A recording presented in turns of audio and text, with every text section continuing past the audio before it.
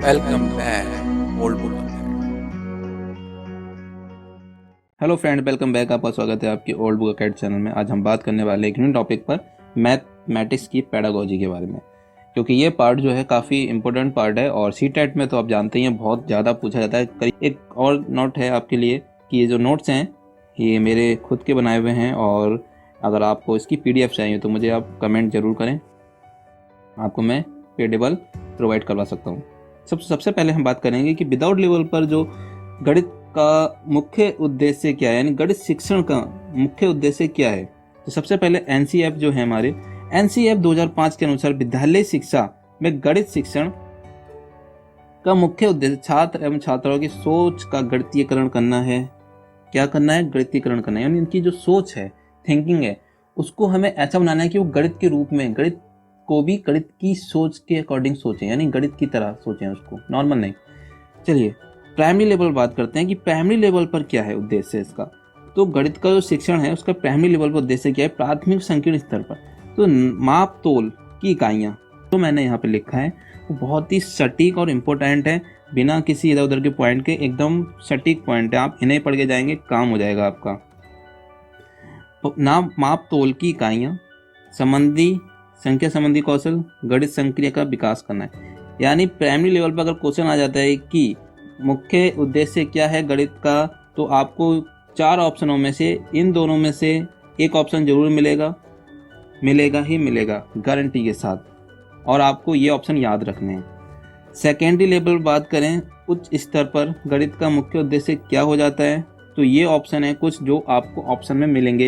इन ऑप्शनों में से कोई भी एक ऑप्शन मिल जाएगा। परिकलन संबंधी कौशल, अमूर्त से मूर्त की धारणा का विकास, विश्लेषण योग्यता और समस्या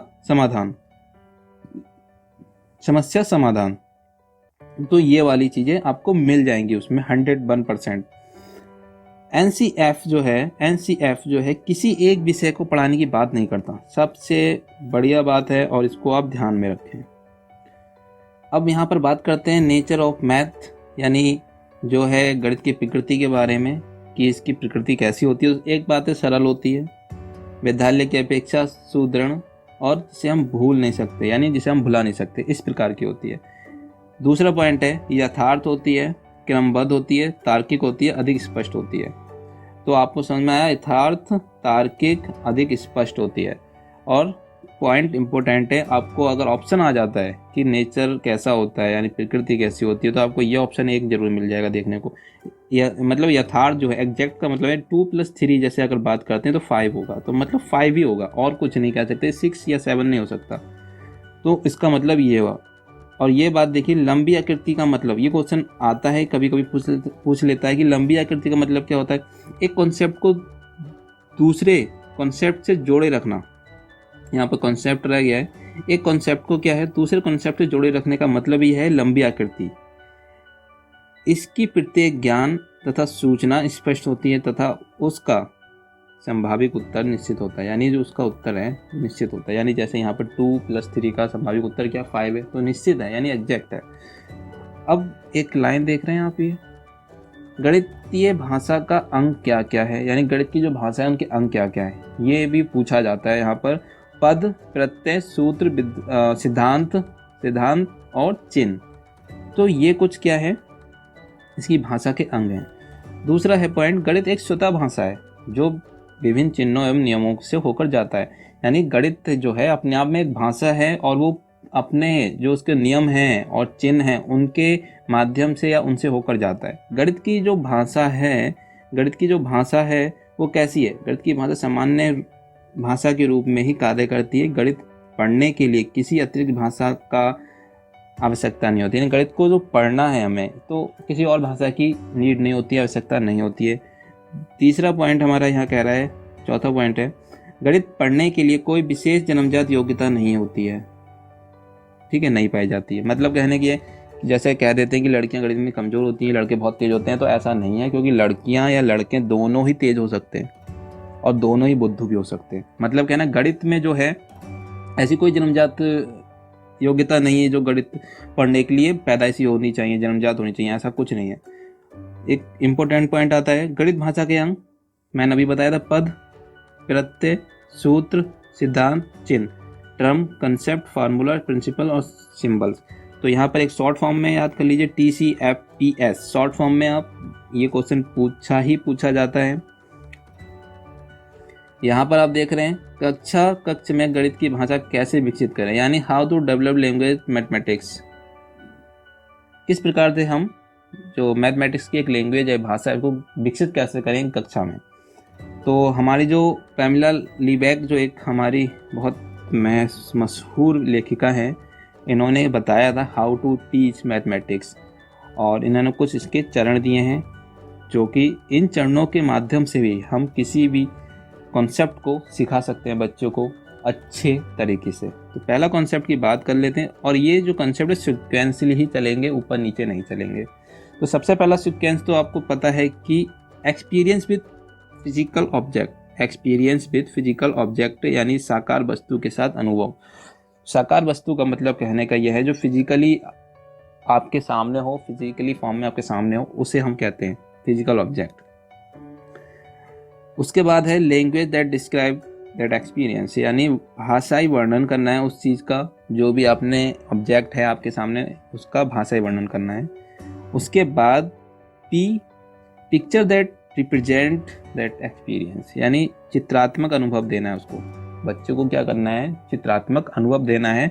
और as symbol that generalise that experience, यानी उसके बाद क्या ना, सिंबल के द्वारा जो आपने अब तक का पूरा एक्सपीरियंस दिया है बच्चों को, वो उसे क्या करना है, उसके साथ जनरलाइज करना है, जिससे कि वो उसे किसी भी फॉर्म में समझ सके और पहचान सके। तो अब यहाँ पर एक एग्जाम्पल समझ लेते हैं। सपोज मैंने कोई एप्पल ले लिया, तो एप्पल मैंने बच्चों को दिखाया कि बच्चों ये एप्पल है, आप देखिए मेरे हाथ में, सबको हाथ में टच कर करके दिखाया।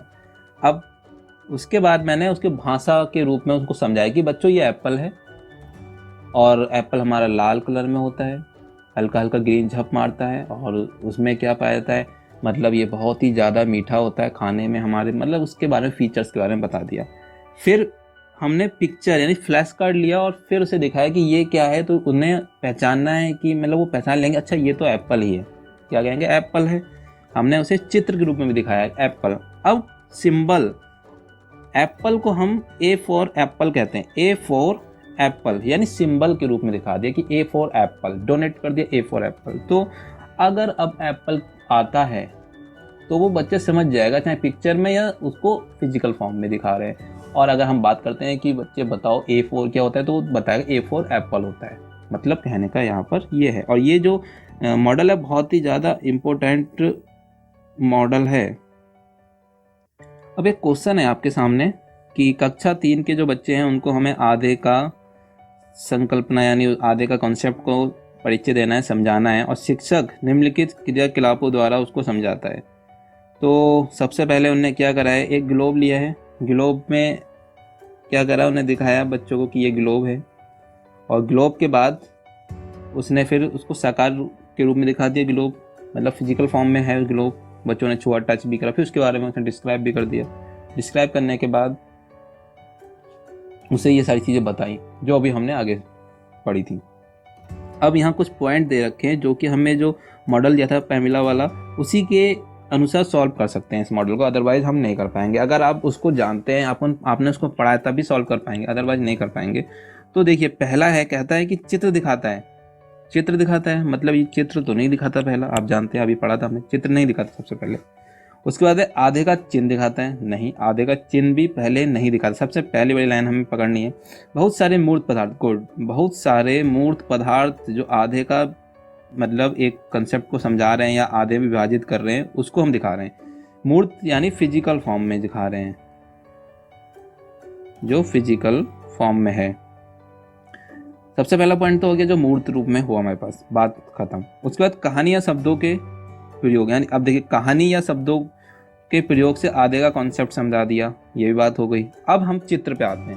हमारा जो पॉइंट है वो थर्ड वाला है, चित्र पे आते हैं। जो सबसे पहला पॉइंट है चित्र वाला, उसमें आधे को प्रदर्शित किया गया है, बताया गया है, दिखाया गया है, और फिर लास्ट में आधे का चिन्ह क्या है उसको समझाया गया है।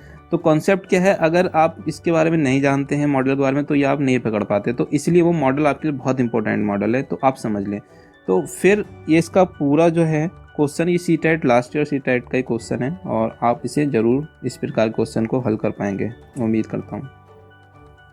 यहाँ पर हम बात करेंगे थोड़ा सा कि अभिसारी और अपसारी यानी कन्वर्जेंट और डाइवर्जेंट थिंकिंग। आज मैं पढ़ाऊँगा आपको, ये कभी नहीं भूल पाएंगे कि कन्वर्जेंट थिंकिंग क्या है और डाइवर्जेंट थिंकिंग क्या है। तो सबसे पहले अगर कन्वर्जेंट थिंकिंग की बात करें तो ये बंद अंतः प्रश्न वाले, ठीक है, यानी क्लोज एंडेड क्वेश्चन होंगे। कैसे? क्लोज एंडेड क्वेश्चन, यानी MCQ जो है इसमें क्लोज एंडेड होंगे। लेकिन डाइवर्जेंट का मतलब है कि खुला यानी मुक्त अंतः प्रश्न वाले। इसका क्वेश्चन भी बहुत आता है, ओपन एंडेड क्वेश्चन। कैसे? ओपन एंडेड क्वेश्चन यानी एक क्वेश्चन के कई सारे आंसर हो सकते हैं। मतलब कहने का अगर मैं एग्जाम्पल से समझाऊं, क्लोज एंडेड का मतलब यह है कि जहां पहुंचने का सिर्फ एक ही रास्ता है, और डाइवर्जेंट क्वेश्चन ऐसे हैं जहां पहुंचने के कई रास्ते हैं। ठीक, मतलब कहने का ये हुआ। अगर एक क्वेश्चन और समझते हैं, जैसे अगर बात करें कि कैपिटल ऑफ इंडिया, अगर इंडिया की कैपिटल क्या है यानी राजधानी क्या है, तो हम बताएंगे दिल्ली है।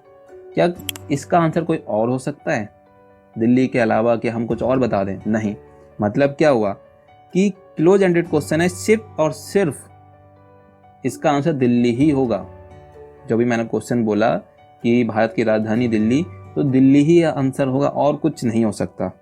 लेकिन अगर मैं इसमें बात करूं कुछ और क्वेश्चंस की, जैसे यहाँ पर ले लूं कि आप कहाँ रहते हो, या आपका नाम क्या है, या आपका जो मतलब जाने का घर जाने का रास्ता कहाँ से है, तो इन क्वेश्चन को आप क्या करते हैं? एक ही रास्ते से जाते हैं क्या? आप किसी घर जाना है तो कई कई रास्ते हो सकते हैं। अब यहाँ देख लेते हैं कुछ ऐसे प्रश्न जिनमें उत्तर केवल एक ही प्रकार से दिया जा सकता है। बात सही है, मैंने अभी समझाया आपको। ऐसे प्रश्न जिनका उत्तर एक से अधिक प्रकार से दिया जा सके। ऐसे प्रश्न फैक्ट पर आधारित होते हैं, यानी फैक्ट पर आधारित प्रश्न होते हैं, और ये जो हैं आइडियाज़ पर आधारित होते हैं, यानी आइडियाज़ हमारे दिमाग में आएंगे कि हमें इसे किस किस प्रकार से कर सकते हैं, कैसे कैसे सॉल्व कर सकते हैं, मतलब एक से अधिक प्रकार से सॉल्व कर सकते हैं, तो उस प्रकार। थर्ड जो पॉइंट है, ऐसे प्रश्न अपने विचारों को रखने के अवसर प्रदान नहीं करता। बिल्कुल सही भाई, जिसका आंसर सिर्फ एक ही है तो उसमें अपने विचार कैसे रख सकते हैं आप। लेकिन जो ओपन एंडेड है, यार जिसमें क्वेश्चंस में आप अपने विचार रख सकते हैं, अपने थॉट बता सकते हैं, तो आप वो कौन सी थिंकिंग है? आपकी डाइवर्जेंट थिंकिंग है। यानी बात करें 3 + 7 10 ही होगा, चाहे आप 7 + 3 कर लो या 3 + 7 कर लो। लेकिन अब यहाँ पर आपने क्या करा, 10 है, 1 + 9 भी 10 होता है, 2 + 8 भी 10 होता है, 3 + 7 भी यानी 7 + भी 10 होता है। तो आपने समझ में आया कि डाइवर्जेंट का मतलब है कि आंसर तो 10 ही रहेगा, लेकिन हम कई प्रकार से लिख सकते हैं। तो ये आपको पूछा जाता है।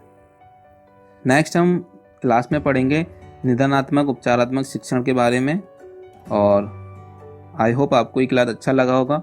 अगर आपको क्लास अच्छा लगा है तो प्लीज़ लाइक सब्सक्राइब जरूर करें मेरे चैनल को, और शेयर जरूर करें अपने फ्रेंड्स के साथ ज़्यादा से ज़्यादा। Thank you for watching. Thank you for watching my channel, and please like, subscribe and share.